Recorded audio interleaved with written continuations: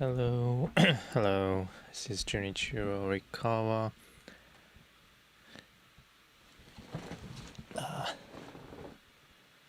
It's the weekly live streaming to do a Houdini tutorial based on the theme that I choose every week.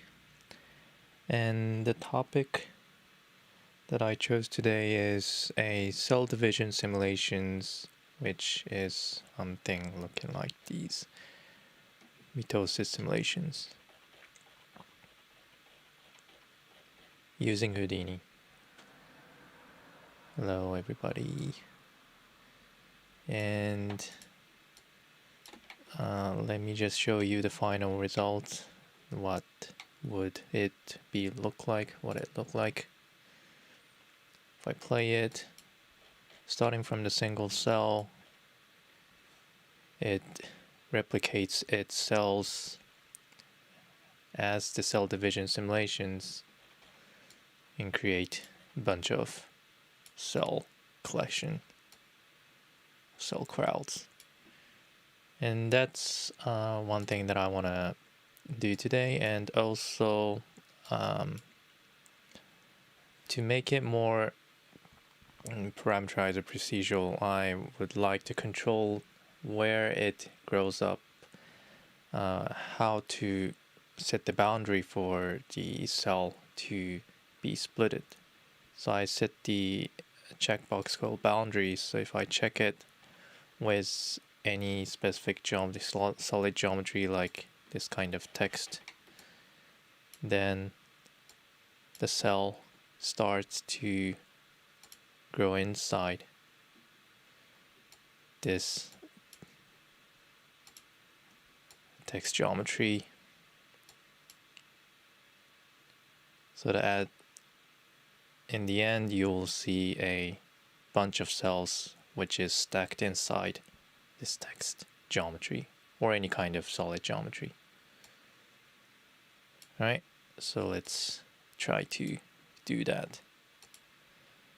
Okie dokie, yoroshiku onegai shimasu.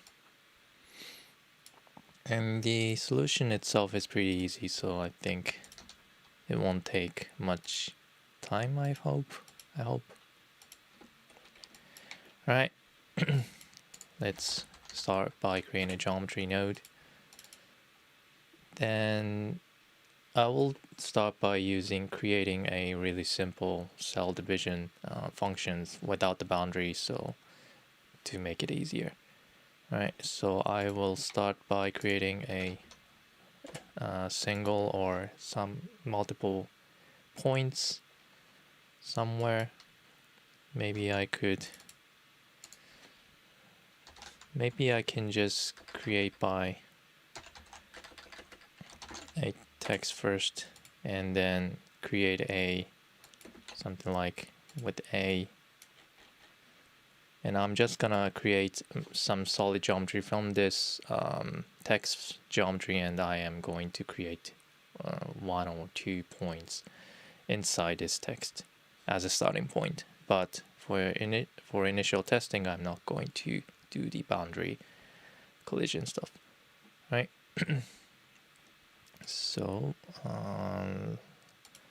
what should I do with the size? Let me change the size of the font to something like 1.2, right?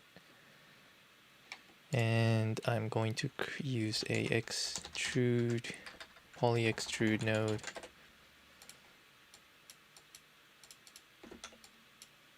With some thickness, no, it could be anything like 0.25.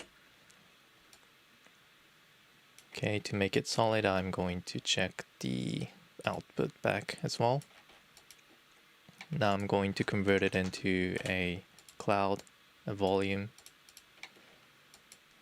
like this. Maybe like 100. Then use a scatter component to populate points inside this volume. Now currently the default number is 1000. It's a bit too much to start with, so I'm gonna go with 1 for now. Right, and I might want to be able to control this initial number of points, this one, how many points you want initially. So let's also create a null node to store all the parameters that I want to control later on. I'll name this controller, color it some color, and let's go to the edit parameter interface and then add some parameters that I want to use later on. Now, the first parameter I would like to create is a initial point number, so I'm going to name it init pt num.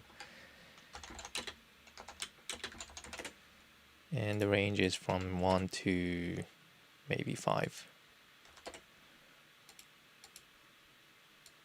Okay, let's start with 1. And copy this parameter and paste it right here. Like this, so that the parameter will be linked. Alright, now I have 1 point. I'm going to start creating a cell division simulations, but before that I'm going to set some attributes that I would like to set to each point that I'm going to create. So I'm going to use an attribute create, and the attribute that I want to assign this time is kind of a lifetime counting parameter or attribute to know that how much the particle have lived, to define when does this particle would want to split into 2. Okay, so I'm gonna name this life, and I'm gonna make this integer and the default value to be 0, so that's fine, that looks fine. Let's look at the geometry spreadsheet, go to the point attribute. I have this life attribute. Right, that looks good. And let's start creating some simulations using a SOP solver. Oops. I'm gonna connect this initial points to the first input of the solver, then go inside this solver node by double clicking it. Right, so here is the place where most of the coding will be done for today, Vex coding, and I'm gonna use a point wrangle this time. Point wrangle. Connect this previous flame with the point wrangle first input. I'm gonna name this cell division. No, now let's think about what to do for the simulations. Let me draw some sketch what I'm gonna do today. Right, so first of all, I'm gonna wait till the point will divide, be splitted. So set the timing for division or splitting. So say this is a timeline and you have those points. At some time the point will be duplicated to 2 like this, and after it's been duplicated, those points will try to separate to each other like this, using some kind of a force, repel force or something. So first thing I need to set is when to start splitting.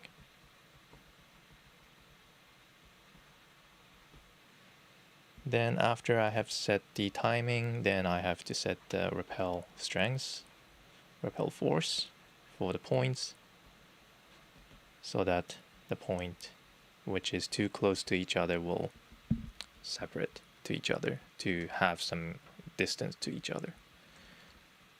And that's all the rules you need in order to create a cell division, so it's pretty simple. Right, now after you have got some ideas about this process, let's create some conditions here. Right. Now, in order to get the timing, I'm not going to use the constant number like when the life is equal to 10 or when the life is equal to 20 or something, but I'm gonna make it a bit more noisy. I'm gonna make it a bit more random so that some cell will split it in when the life is at 10, but some particle might split it when the life is at 50 or something, so that you have more natural looking when all the other cells are splitting each other at different positions. Right, so let's have some parameters for the timing, the minimum timing and the maximum timing when to split the cells, right?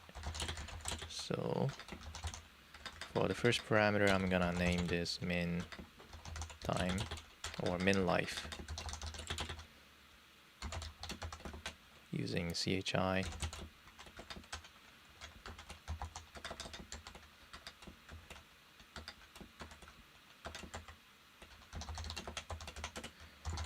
Max life.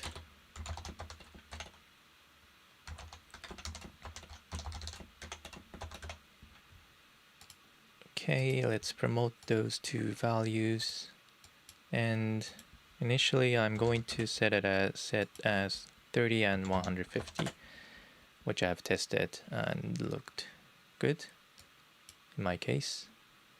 And I'm gonna set those range from 0 to something like 200 or 300. Right? So that's the minimum and maximum life number when to create the division, create the separations. Hello all, hello. Right? And so let's create some random number between the minimum life and the maximum life in order to define the simulation, in order to define when to really create the splitting for each point. Right, so to do that, let me create a number maybe called next, and I'm going to first create a random value using some random seed like point position, pt number, and multiply with some values, maybe some custom values, and also let's also consider some time frame so that at each frame you will have different seed even if the point are in the same position, right? And as a result you will have a value between 0 to 1 at this time. Now let's convert this into let's remap this value into a range of minimum life and maximum life using fit function. So currently it's in between 0 to 1, and I'm going to remap this into a minimum life to maximum life. As a result, the number next will have a value between 30 and 150 in this case. Right, now is the time to make a condition. If the integer attribute of point called life is smaller, or larger than next, and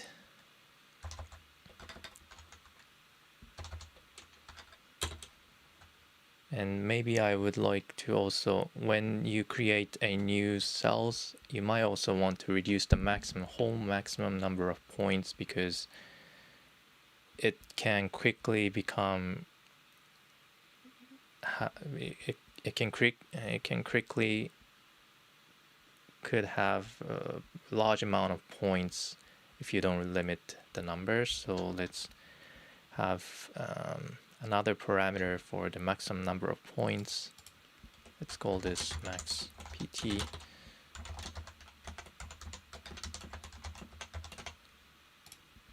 So endpoints is less than max pt, then create the point, create the division. Now the cell division could start from, for each point the cell division could start from the current point position, meaning, wait, where did I put my, okay, I think I lost, okay, so if you have a point like this, and when the time has come to split, the duplicated cell is at the same position. So if this is the original cell, the duplicated cells is on the same position. And then later on, these points will be splitted with some forces. So keep that in mind. When the condition met, I'm going to first create a point called new pt at point at a current point position. But I might want to have a little bit of offset between this original point position in order to kind of control where the separation will go. Because if the created point is really at the same, exactly at the same position, then there is no there's no vector difference in order to create a force direction. So even though it has to be kind of at the same position, you still want to have a little bit of offset when you create the new point.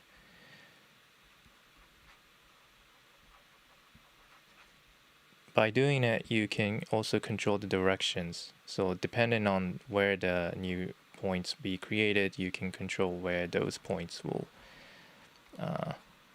jump or fly, right?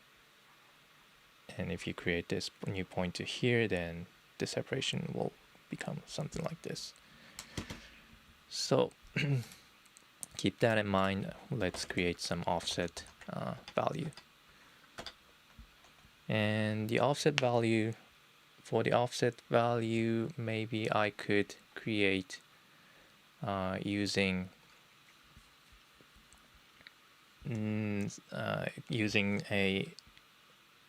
the current position, current points list. So basically, when you run the solver, you already have many points in this point solver. Currently, you only have one, but after you run for a few frames, you should get many points right here.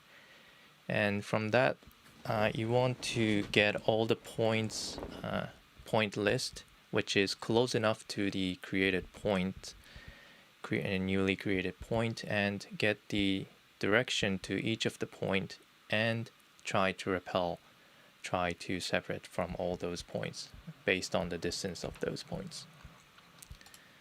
Right. So what I mean is that if you have a lot of points already, and when the new points is created right here, around right here, then the separation direction is affected by this one as well, but also affected by this one, also affected by this one, also affected by this one, and so on. And closer the point is, the separation force is large. If the point distance between two points is far, then the force becomes a bit small. Then combining all those forces together and take an average, and as a result you will get some average force direction like this. So that's what I want to get here. Right, so let's do that. So to do that, I'm going to first look through all the points which is close to the current point position, which is at P. So to do that, I'm going to use a function called near points. So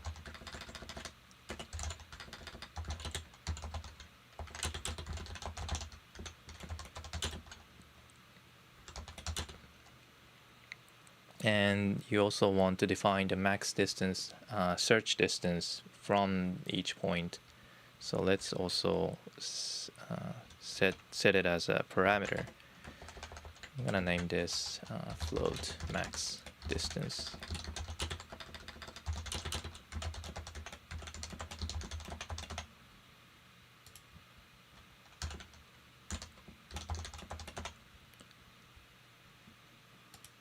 Right, and for an example, I'm going to set the max distance to 0.1 for now, but you can change it later on if you want. Okay, so let's promote that parameter. Let's set the maximum distance 0.1, and for the maximum point number, I'm gonna set it to say 1000 for now. So 1000, if it reaches to number of 1000, then the cell division will stop. Okay. Oh, thank you for the super chat, Alexei. Okay, and let's do the searching. So I have got the near points using the near points function. Now what I want to do next is go through all the points, near points, using for loop.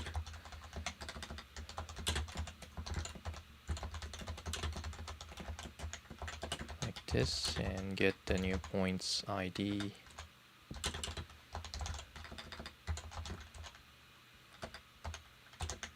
This, and let's also get the point position at this NPT,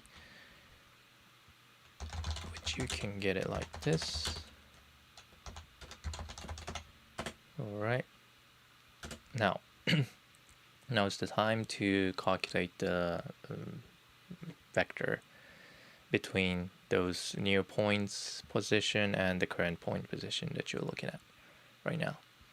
Right, so first I'm going to create a vector called normalized vector called direction, calculated by current point position subdivided by near point position,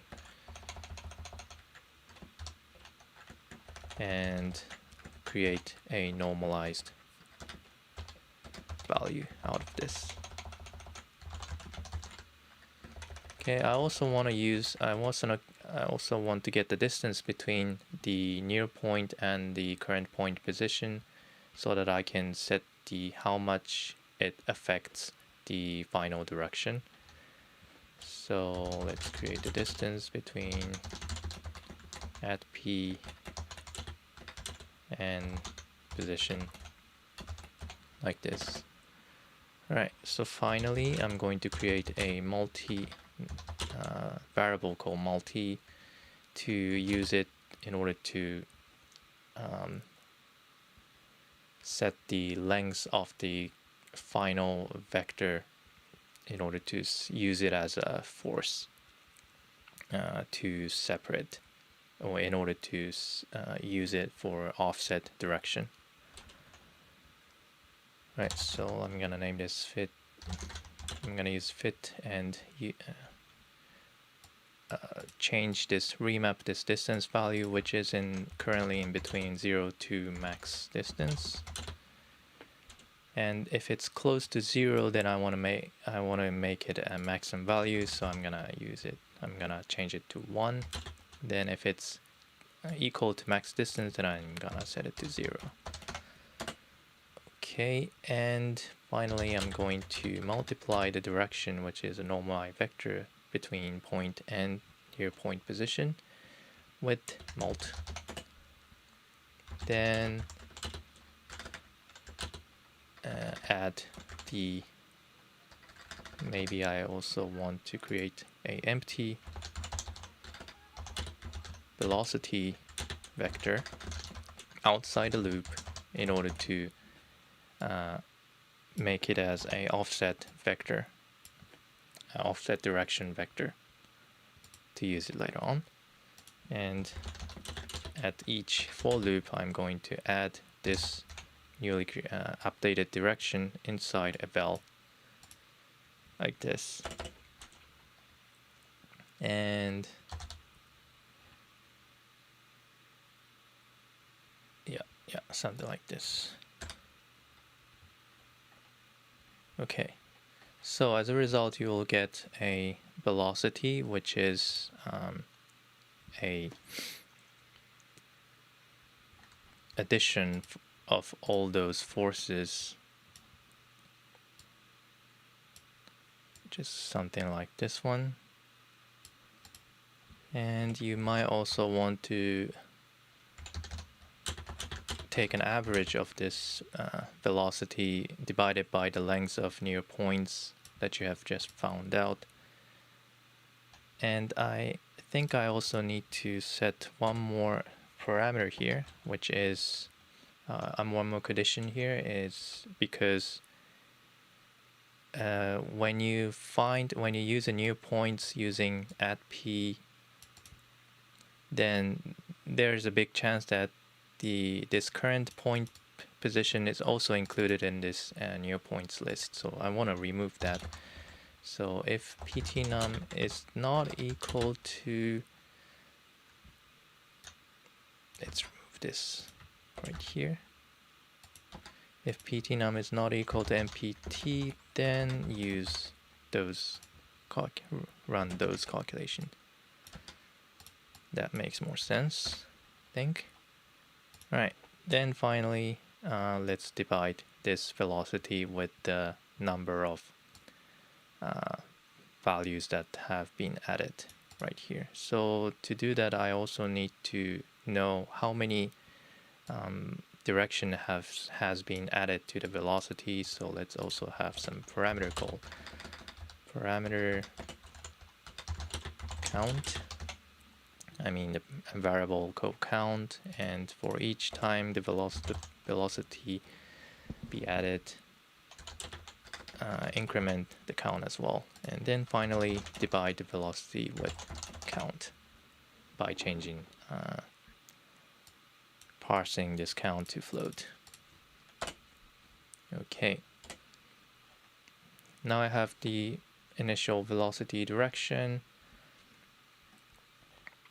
I can now use this as an offset value in this condition. So let's do that. Now the velocity itself currently has some speed right here, and that can also be used later on in order to move the points, separate the point together.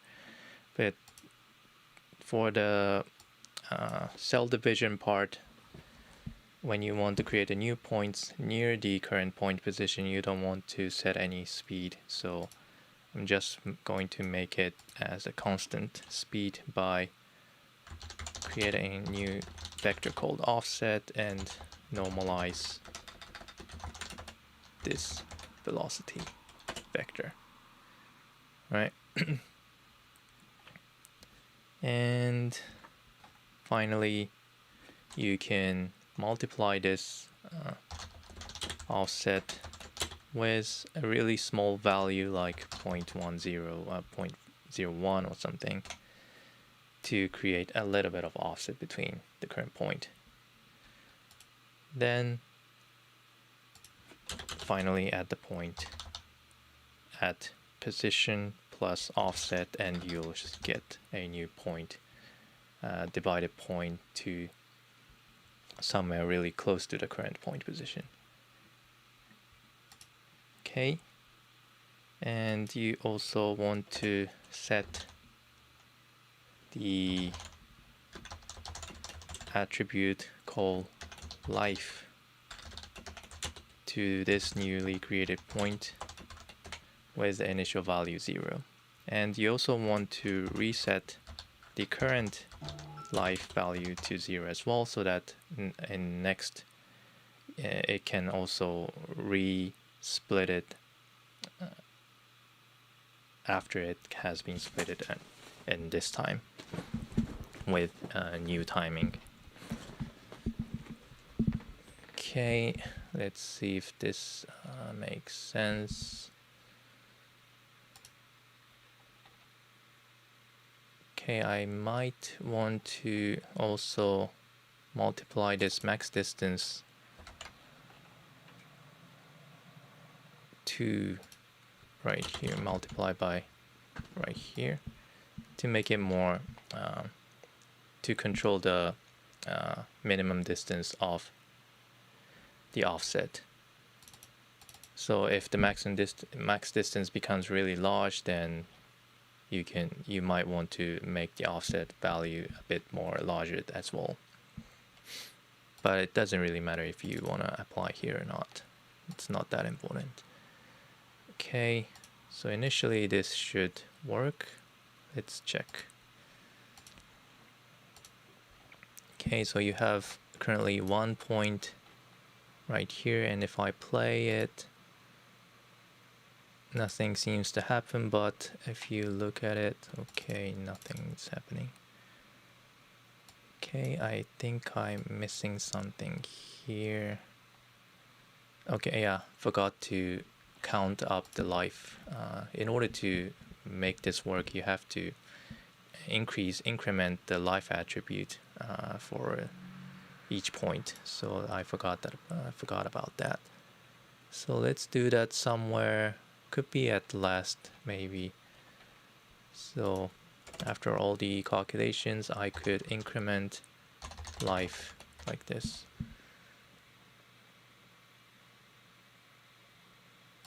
Okay.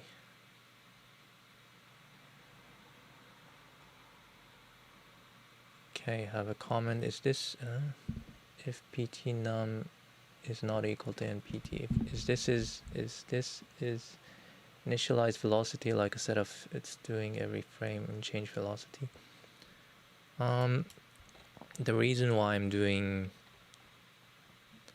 this condition is to ignore the same point being picked from the for each loop, which I've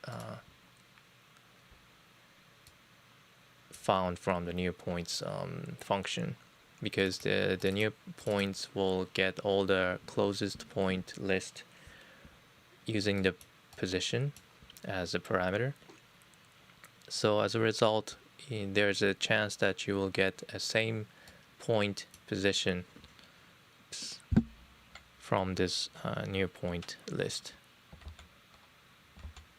So that's not what you want, because you cannot really use that in order to calculate the velocity, because the same position subdivided by the same position is 0. So there's the direction is 0, doesn't go to anywhere.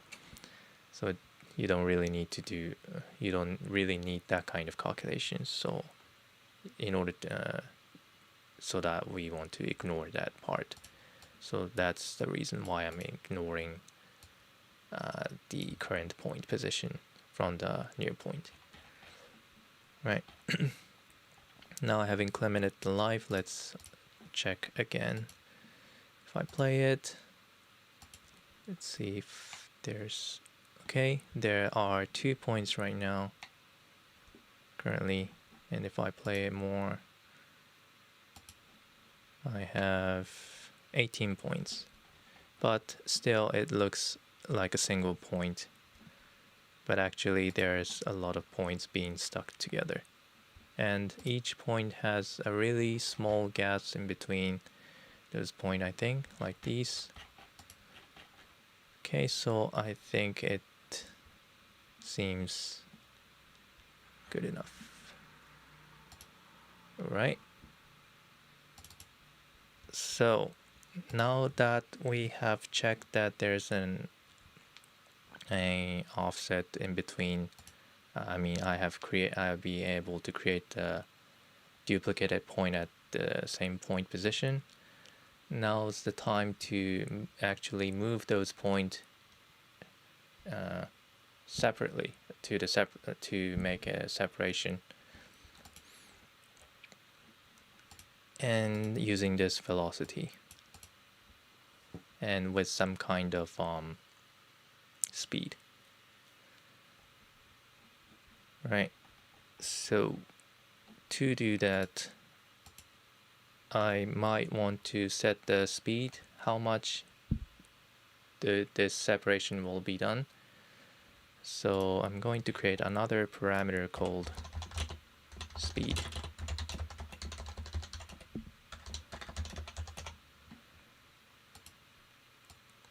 And I'm gonna set this to something like 0.02. I think it's better to make it lower than the maximum distance, because if it's more than that, then it will just jump out of the searching distance. So my opinion is to make it as lower than the half value of max distance. So in this case, lower than 0.05 will give you a better result for this speed. Okay, and I'm going to multiply this speed with this velocity, like this. Okay, now finally I'm going to add this speed, add this velocity to a point position to actually update the current point position. And let's see how it looks like. Okay, let's save this just to make sure I don't lose anything.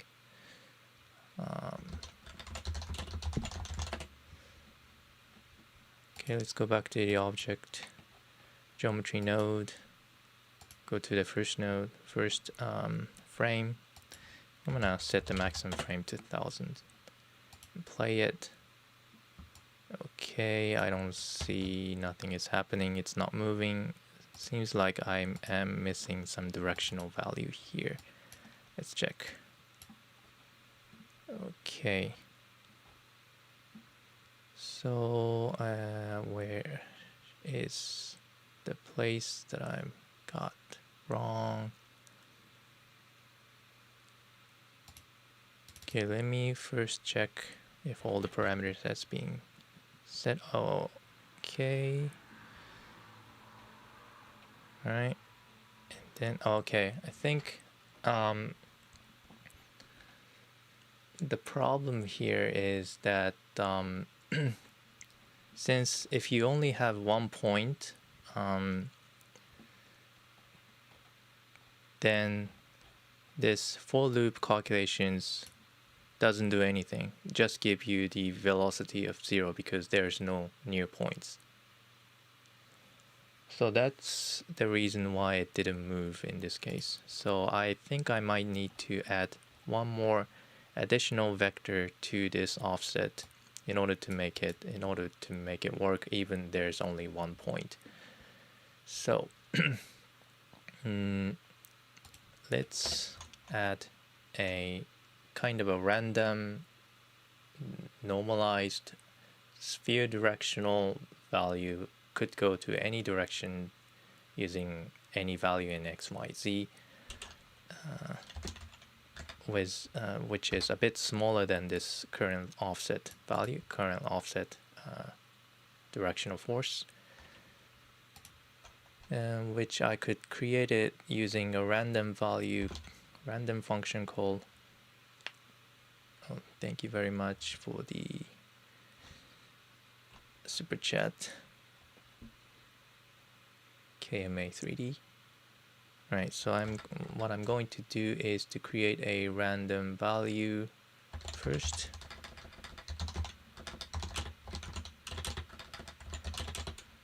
Using some random function.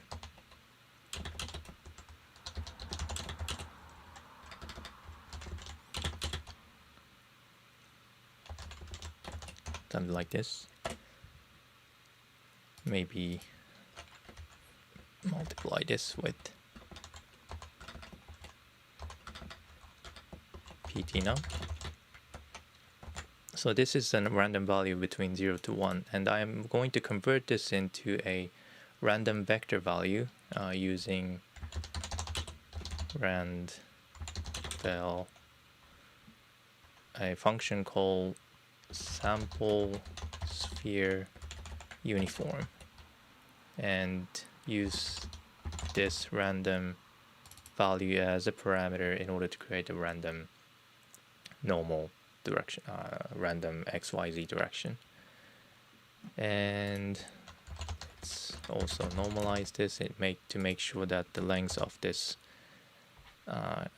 randomly created vector will become 1, the length will become 1, then finally multiply it with some ratio, which is to make it smaller than the current offset value, which is dependent on the value of the velocity. So I'm gonna make this multiply by 0.25 or something. All right. And I'm going to bring this right after this creating random velocity, and just before that I'm going to add this rand velocity to this offset. Okay, that should maybe, and I might also want to normalize it again like this to make it the length 1 again, but the direction has been a little bit offset by doing it. Okay, let's see how it goes. Save this, play it, and oops.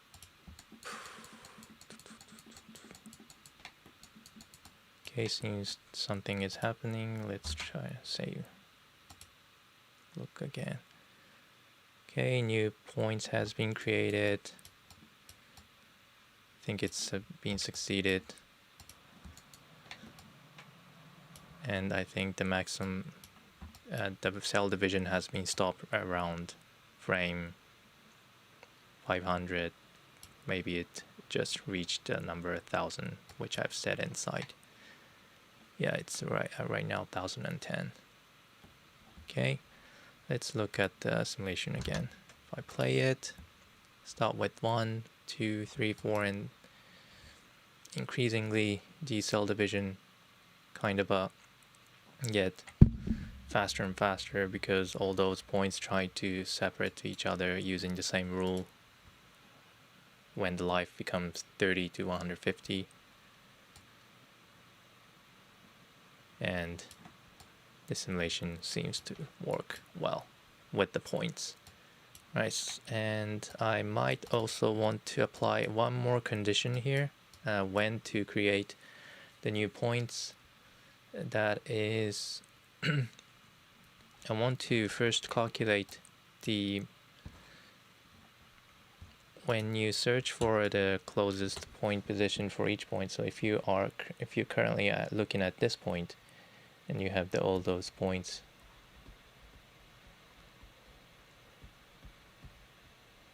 and the last time you have set the search distance and calculate the vector direction where to move this point to. So if the forces is kind of strong in this direction, then the cell here tries to repel at this direction.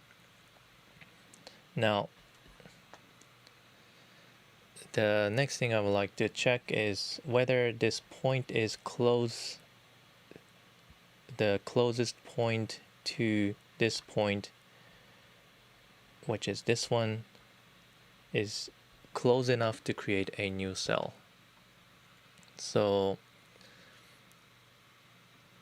that I can kind of reduce the number of cells being created if it's too close. If there are packed, if the points are already packed like this. In terms of visualization, I might not want to make this point that I'm selecting right now to be separated anymore, because it's already been packed. So if it's separated, then it's going to be really dense inside here, and slowly the outside point going to try to move outward, but it's going to be really slow because it's going from inside to outside. So to prevent that kind of unnecessary calculations, I'm going to set some limitations to stop creating a split if the neighborhood points are too close to the current point position. So to do that, I need to calculate the minimum distance between the closest distance between the current point to the nearest point. All right, so I can get that from this for each loop, but maybe much easier by using another function called new point. I'm gonna name this new PT, and new point will just give you the nearest, but maybe by using this you just might going to get the current point position, so maybe it's not the right way. Right, so I'm going to name the minimum. I'm going to create a variable called minimum distance to store the minimum distance that is found from the nearest point list. Start from really big number like 99999 and check if the minimum distance is larger than the distance that you have found here between the current point position and the new point position. And if the minimum distance is larger, then update this minimum distance with the found distance between the current point position and the new point position, so that you will finally, in the end, when it exits the loop, the min distance will become the nearest distance from the new point list. So this will become the closest distance among all the near points, right? And let's use this inside a condition right here, and min dist is larger than max distance multiplied by around 0.5. So if the shortest distance, the minimum distance between the point and the neighbor point is larger than the search distance multiplied by 5, so half distance of the search distance, then you can start creating a new splitting point position. And you might also you can also control the timing when to create by controlling this value as well, but try not to make it more than one, because if you do that, then there will be no way to create a new point because it's not going to happen. Min distance is always less than max distance, so this this will never happen. So for now, for myself, I'm going to set it as 0.5. All right, and let's see if it still works. Yeah, seem to work. Looks good. Looks good. Right. Now, before getting into the boundary, let's visualize this because currently it's just a point and doesn't look really pretty right now. So to make it pretty, like a really cell, I'm going to use a BDB plus a sphere geometry. So if you look at some images of cells, when you search for it, you realize that you have an outside boundary as well as some inside sphere, inside circle, inner sphere wrapped like this. So I'm just going to create similar geometry like these, a similar outlook like these, and I'm gonna make it really simple for this time. And if you want, you can upgrade the visual by tweaking some geometry informations later on. That should not be that hard. Okay, so first of all, when you have a bunch of points like these, what I want to do now, what I'm going to do here initially is to create a BDV from those, create a sphere from all those points, and I'm gonna use it as a BDB. So I'm gonna use a node called BDB from particles, which creates a sphere-like particles for each point, a sphere-like BDB geometry, volume geometry for each point. And currently the default value, the default radius is a bit too big. So let's set the point radius scale to something really small, like 0.03. Okay, now I don't see anything because you also have to change this voxel size here. And the voxel size should always be less than this point radius scale, so I'm going to copy this parameter, point radius scale, and then paste it right here, paste it right here, and maybe divide it by 3 or something. And now I see some point being visualized as a sphere using VDB.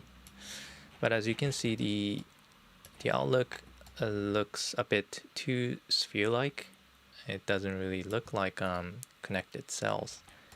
So to make it more smoothly connected to each other, to make it look like it's being trying to split to each other or connect to each other, I am going to use a BDV smooth to smoothen out the surface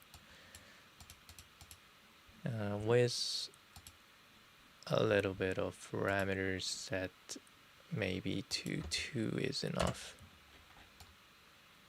Yeah, something like this. Maybe you can do more, but let's see with this. And finally, I'm going to convert this into polygon using convert VDB. Like this. Okay, so this is the out boundary of the cell that I have just created. And I'm going to also create an inner circle, inner sphere as well, sphere geometry as well. So in order to make it visible inside this out outer boundary, I'm going to set some alpha channel for this geometry. So let's create an attribute, create, and for each point as a float value, I'm going to name this capital A alpha, which is the attribute to control the alpha channel. And let's set the value of the alpha channel to something like 0.3. Right, that should do. And if you want, you can then set some color for each outer color, like yellow. It's a bit hard to see what's going on here.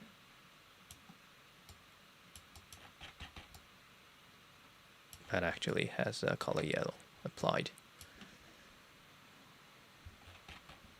Okay, so that's the outer boundary. Let's also create an inner geometry, inner circle, inner sphere. So starting with the sphere, and I'm going to convert this into polygon. And for the radius, I need to make it less than this outer boundary radius, and that was currently 0.03. So let's make this inner sphere to be 0.01 and make the frequency to something like 3.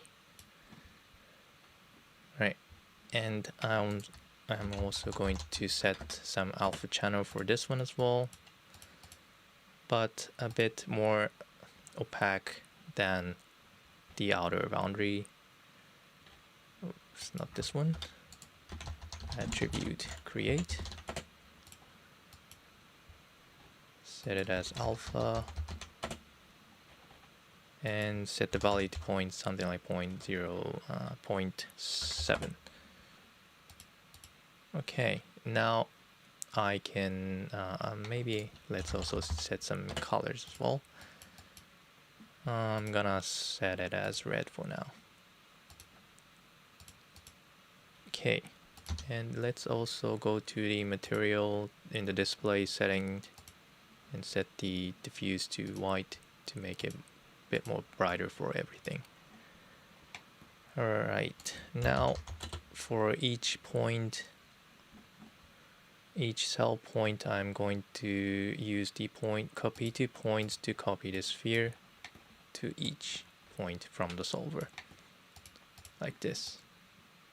Right, now I can combine those two geometry together to create a cell-like geometry, like this.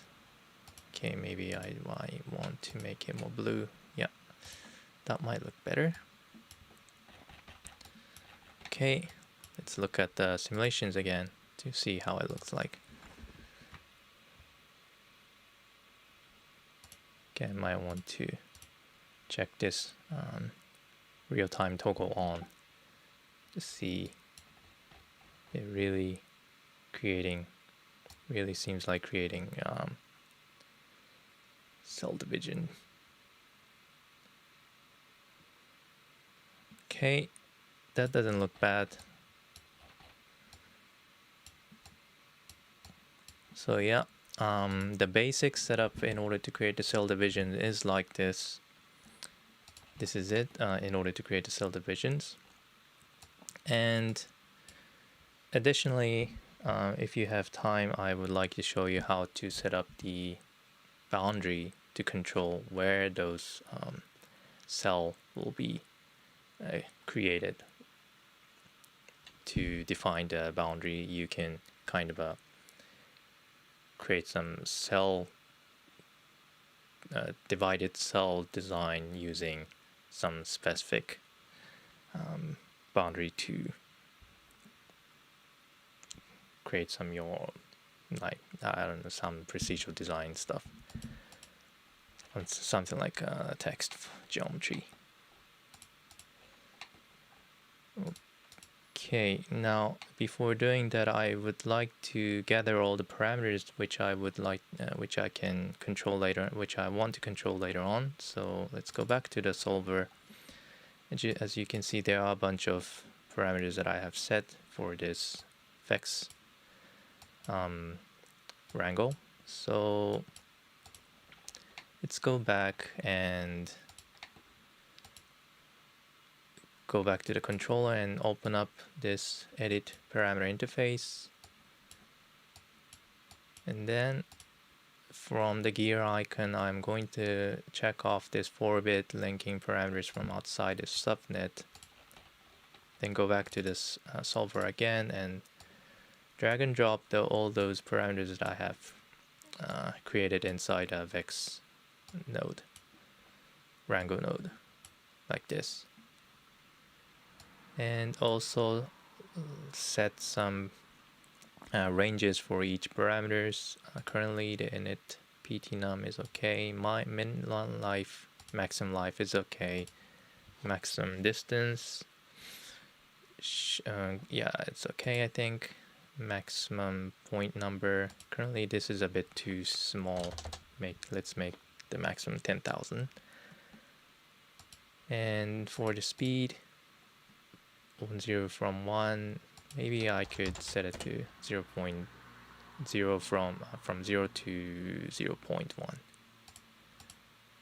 Okay. Alright, let's go back to the geometry and see that. Let's see how those values will change these simulations. Now let's first try changing those minimum life and maximum life. If I change the minimum life to 10 and if I change the maximum life to 50, then all those separation will be done really quickly. Should be happen really quickly. Let's see if it really does that. Yeah. Yeah. As I supposed. And let's make this back. Now if I make the search distance greater and the speed greater, then the separation becomes really wider, I think. If I make it double the size, max distance 0.2 and speed to 0.04, then what will happen? The separation between two particles will become wider, like this. So in this case, you might also want to control the radius of each particle as well if you want to see more connected cells, because right now everything looks a bit too separated. Just some of the cells are connected like this, which also looks nice in some case. But let's also set some parameters for the radius of this base geometry. So go back to the BDB from particle. There's a radius here, so let's go back to the null node, edit parameter interface, and set a cell radius. Create a parameter called cell radius.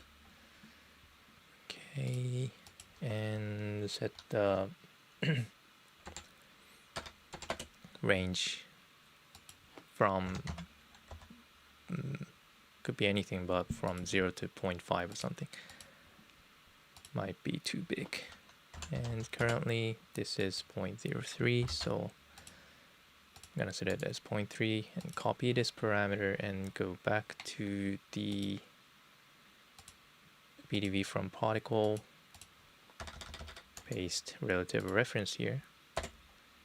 And I also might want to control the inner sphere radius as well, so go to here and let's copy the let's paste the parameter interface. Let's paste the cell radius as well and divide it by 3. this kind of ratio could also be parameterized if you want. If you make it 2, the inner sphere becomes bigger. If you make it 4, inner radius becomes smaller. Depends on your visual necessity. Okay, all those parameterizing looks good. I'm going to now set some parameter additional function in order to set the boundary where those cells will grow inside.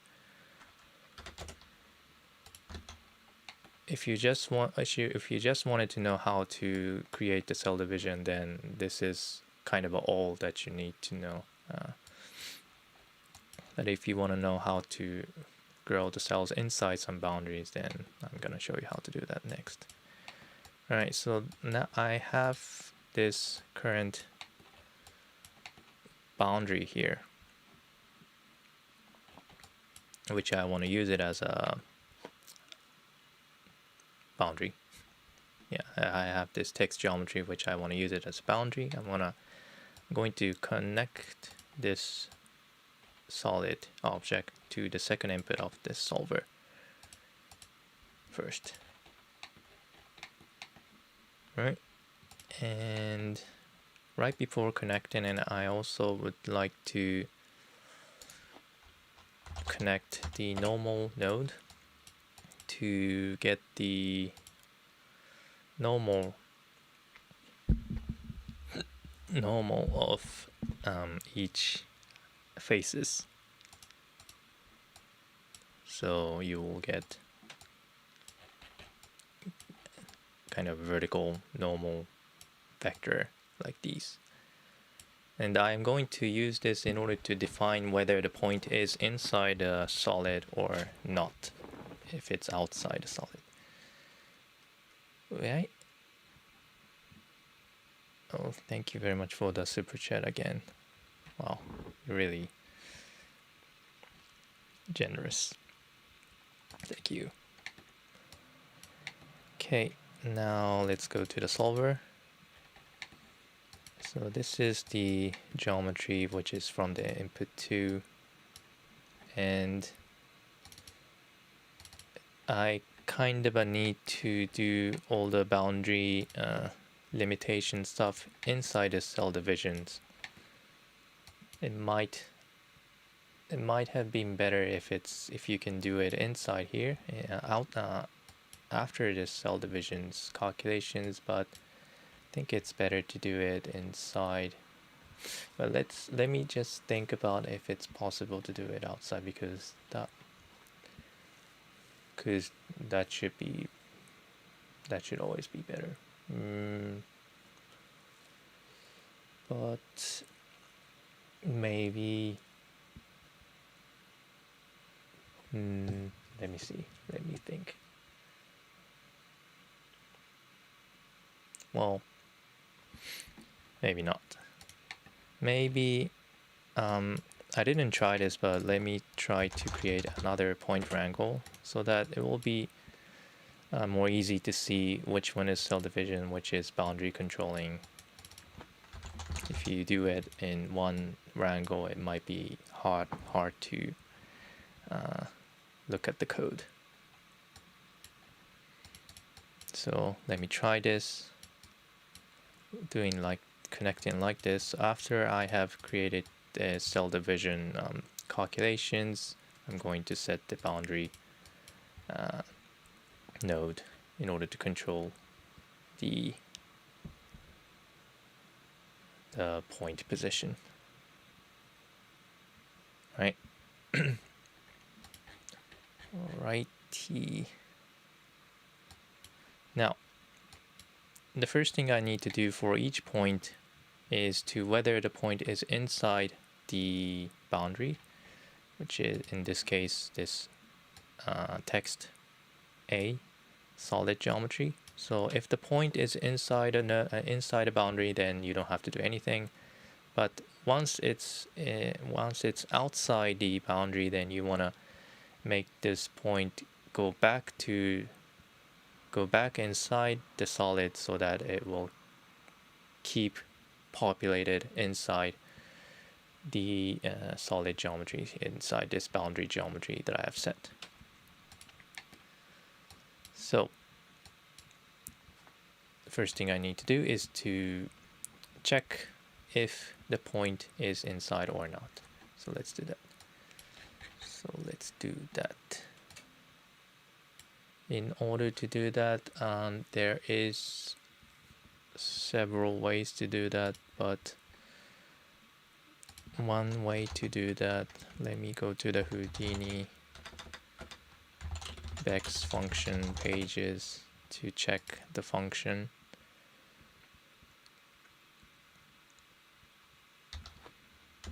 And there is a function called xyz distance to check the minimum distance between the provided points and the primitive. And you can also get the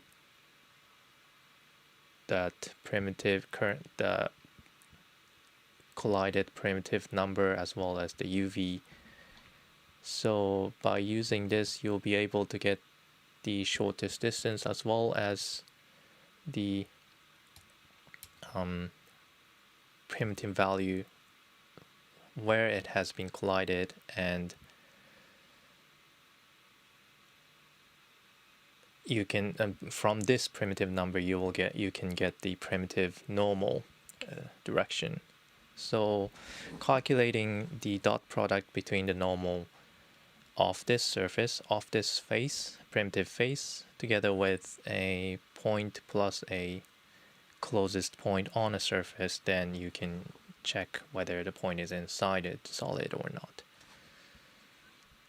Okay, keep that in mind. Let's do that. Okay, so first of all, I'm gonna name the calculated distance as cdist and use x, y, z distance. And for the parameters, I'm gonna look at the second input, which is the solid geometry, and use the current point position to check whether the point is inside or not. And I need to provide two more parameters, which is first of all a touched primitive value and touched vector UV value. Now I think I'm not going to use a UV, but I'm going to use only this C' in order to retrieve the normal value of that face. Okay, alright, and let's also get well, I actually needed the UV as well, seems like. So what I'm trying to do here is, so here, let's say this is the solid that I want to check whether the point is inside or not. And if the point is right here, that I'm going to try to check. And when you do the x, y, z distance, what I can get is first the minimum distance between this point and the surface. So first of all, I can get this distance, and I can also get this primitive number as well as the UV for this specific point position. So by combining those two information, prim number plus UV, you can get the point position number, point position information as well. So let's say as point P dash P apostrophe, and this is the P. So by having this current point position and projected point position, you can get this vector from this point to this projected point. And from the primitive number, you can also get the normal of this primitive, right? And using those two values, using those two vectors by calculating a dot product of, let's call this V, dot product between V and N, you can check whether it is outside or inside. So if this value is negative, which means the B and N is like this,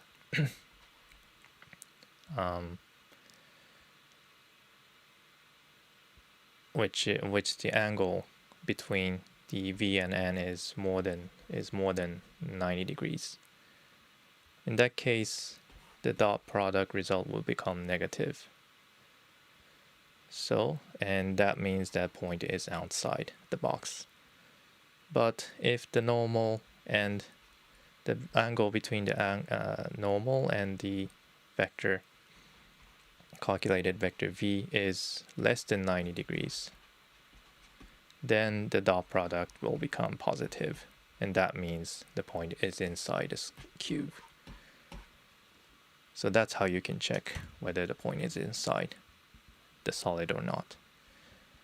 Okay, keep that in mind. I also need this UV after all in order to get the point position, projected point position. To get the point, projected point position named as the pos, the function that I'm gonna use is prim UV, and I'm going to get the point information, point position information, and from the primitive number called C prim with the UV value called CVV, I can get the interpolated projected point position. Right, and from those information, I can first create a vector called vector between the C pos to current point position. And let's also normalize this.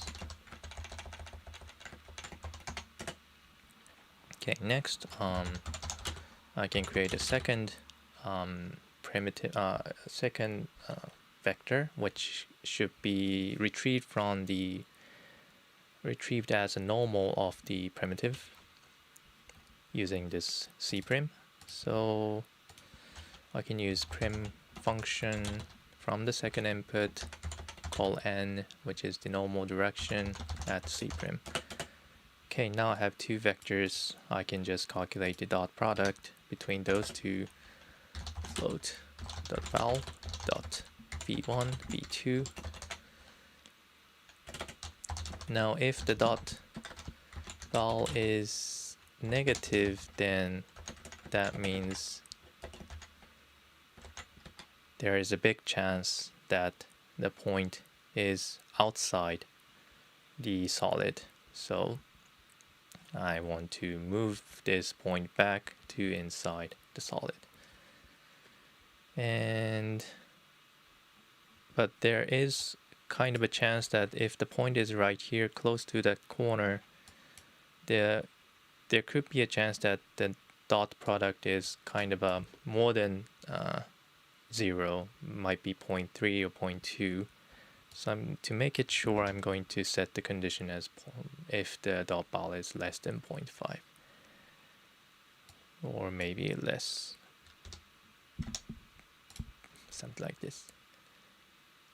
You can control that later on, right? And with this condition, I'm going to update the current point position with some kind of operations. So currently,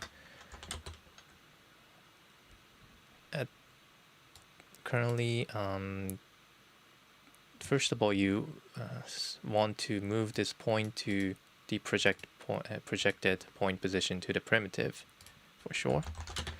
So let's do that, and then offset a little bit inside this solid using this normal direction, the negative value of normal direction. Normally the normal direction of primitive for solid face is facing outward, just as we saw last time. Let's check that again. If we visualize the normal of this primitive, is it facing outside? I think so.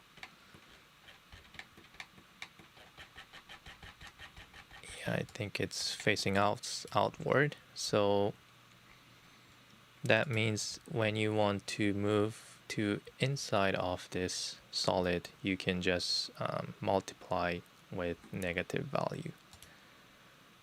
Multiply this normal with negative value. So go back here and subdivide by v2, which is the normal from the primitive, closest primitive, multiply by really small value like 0.001.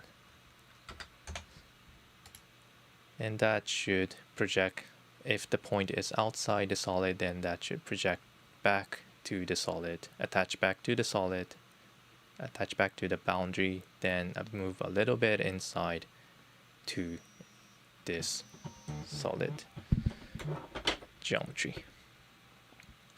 Okay, let's do that. Let's try to do that. Let's try to see if it works with just with point for now. So let's show up this text as a wireframe. If I play it,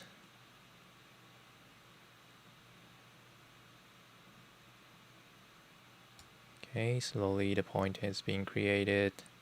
You can see that the point is restricted inside this boundary,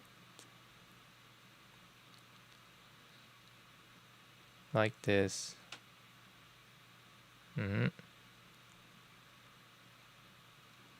Looking good, I think. And if I visualize it,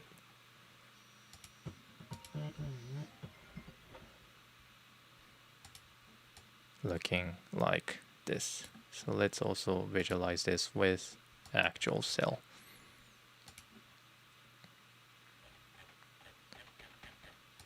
Okay, starting with those splitted cell,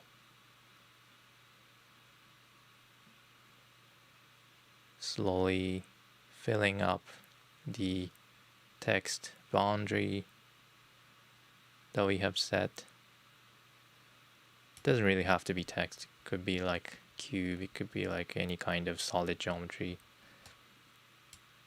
I mean, it still works with open geometry as well, but it will just go outside if some place is open. Okay, takes more calculation at this point, but it's working. It's filling up the solid just as I supposed. Okay, so yeah, I was able to separate the wrangle to 2 nodes, so that was good. Yeah.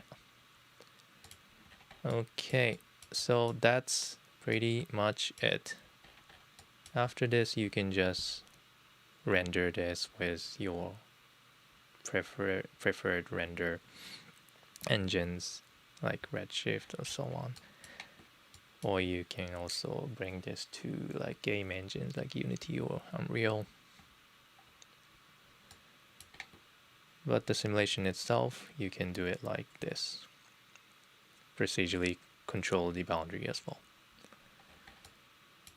Okay, that's pretty much it for today. Thank you very much.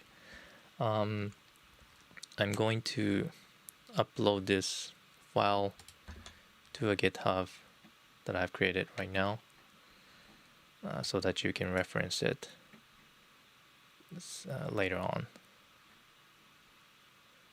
Maybe I can do it right now.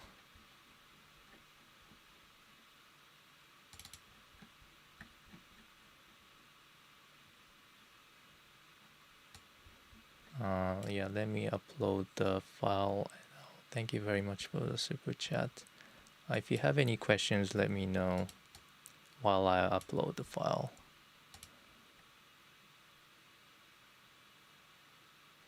Right. Okay.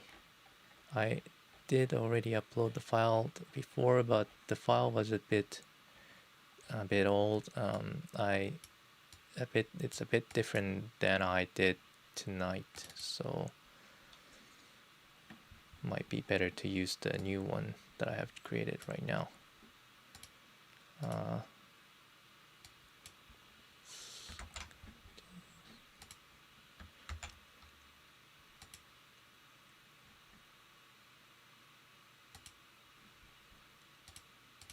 Okay, there's two files inside the GitHub. One is called cell division, and one is called cell division space live. And the one with the live is the one we have created tonight. Okay, let me upload it, and I'll give you the URL to the file after I have uploaded. Also, I'll copy the URL to the video description.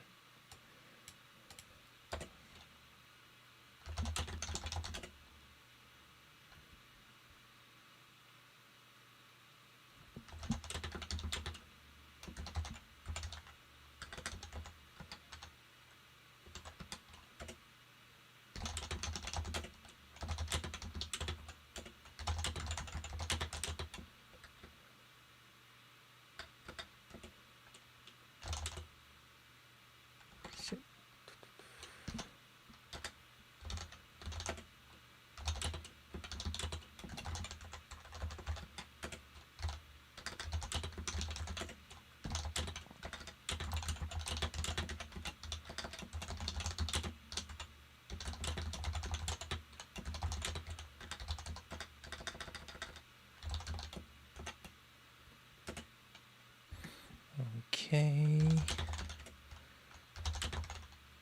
I think it has been uploaded. Let me check the GitHub.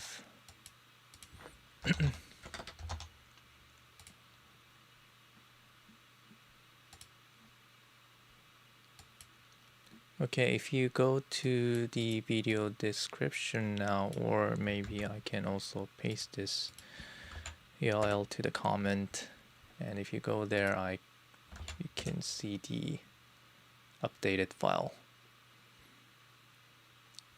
where you can download the file that I've created tonight. And I have also updated the video description so that you can download from there as well. All right. Thank you very much. If you don't have any questions, I would like to end here. Thanks for watching.